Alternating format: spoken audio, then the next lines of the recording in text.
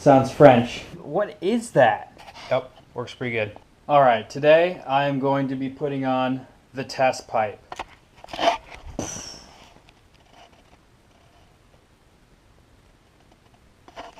Pretty straight through design, as you can see.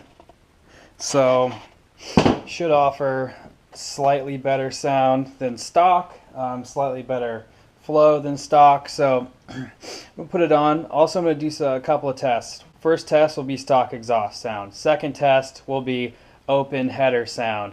Third test will be open test pipe sound. And fourth test will be the stock exhaust with the test pipe bolted up. So we're going to do 4 sound tests, see which one sounds the best, and go from there. You can decide what you want. So my roommate bought me the Z Creeper. Sounds French, so we'll see how good it holds up.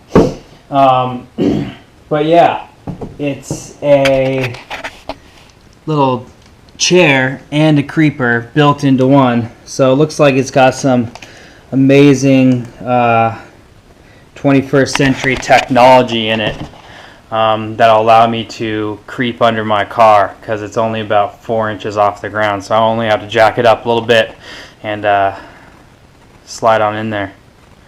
So we'll see how well it works out. Alright, so these are the pieces. It's really just 3 main pieces.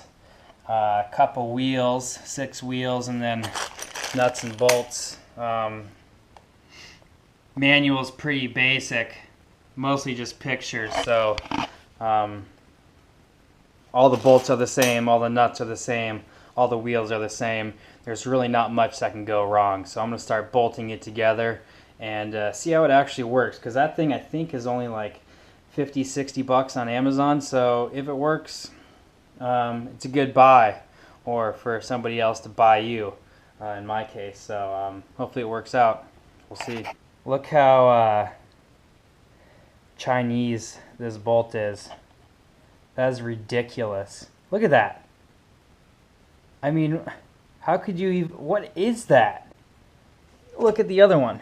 This is what it should look like. This is what I got. So that kind of pisses me off a little bit. 40 bucks. Chinese prices, Chinese quality. So luckily it actually tells me that it is a M8 by 55 bolt. So I can actually go to the hardware store and buy one. Okay, so I went to my handy dandy nuts and bolts drawer. You can see over here various things, bolts, nuts from stuff that I've worked on in the past, and I was able to find a bolt that's the same diameter, different length. So we'll see if it fits in.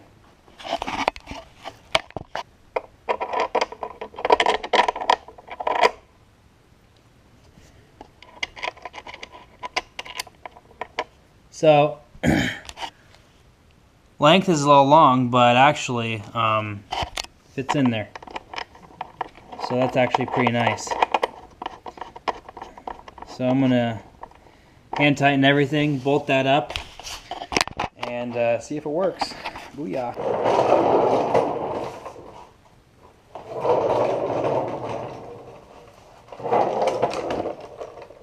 Alright, so it's pretty cool. It's actually decently sturdy. At least it'll hold me up. I weigh about 160 pounds, and no bending, no creaks, no nothing like that. All the bolts have been tightened down.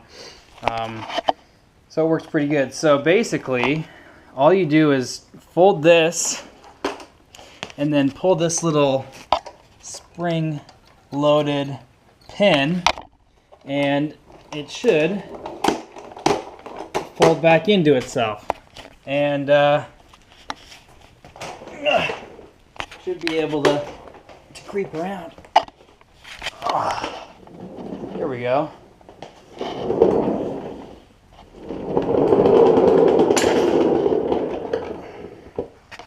Yep, works pretty good. All right, time for the first test. Stock exhaust.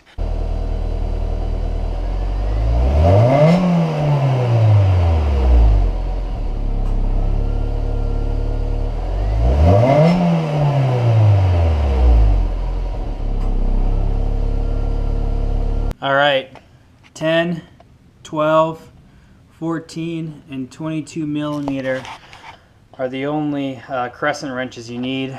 I have some ratcheting ones, which should be pretty nice. The 22s for the O2 sensor, and I'll be able to replace that because mine has a bung port. I think I might have found myself in a no creeper needed situation now, because I can pretty much just get to it from being outside of the car. So I have the jack stands, have the jack. I think I'm ready to just creep on the floor. No need to roll and creep. Time to start unbolting. So first you want to undo the O2 sensor right here. 22 millimeter wrench, and unbolt it. Actually unbolt it a little bit before I started filming, so be careful. It might be a little hot. That's why, you know, if you're dealing with your exhaust, you definitely want to wait for it to cool down. Alright, and then you'll want to start with these here. You might want to spray them, but you'll need two 12 millimeter wrenches.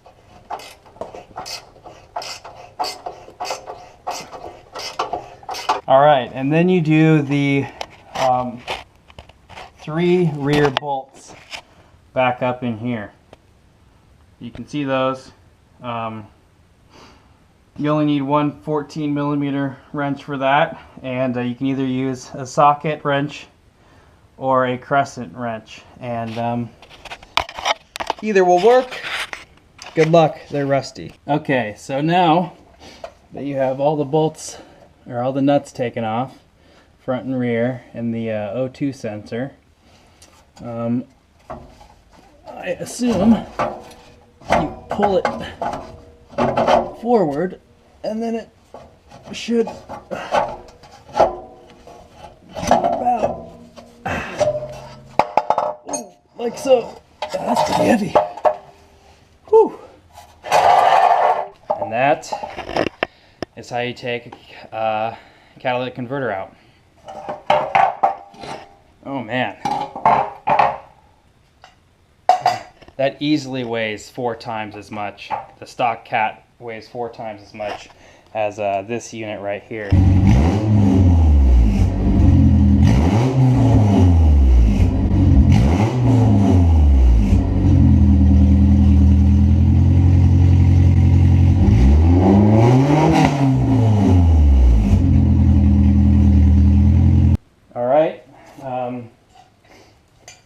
Now it's time to put the test pipe in and just mount it directly to the header. You just heard the open header. Now we'll do an open test pipe, see what that sounds like, and then we'll just do the stock exhaust with the test pipe completely installed. So listen up, turn up the volume.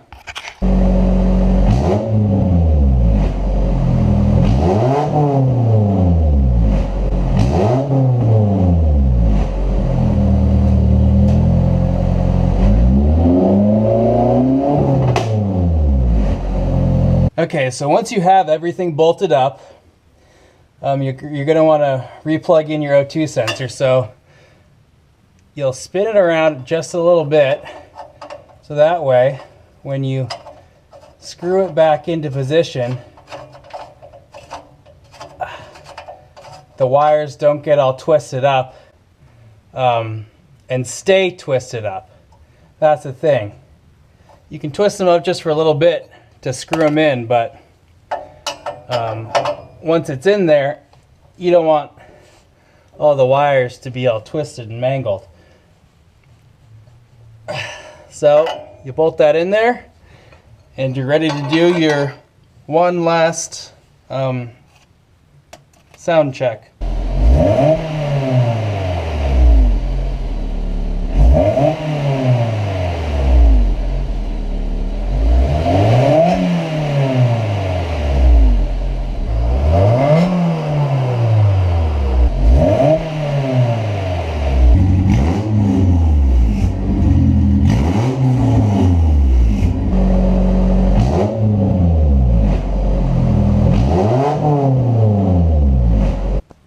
Took a little longer than I thought, but wanted to do every single test just to get every different sound that you can get out of your S2000, depending on open header, open test pipe, stock exhaust, and stock exhaust with test pipe. So here it is, all bolted in. There's the header, test pipe, and then stock exhaust.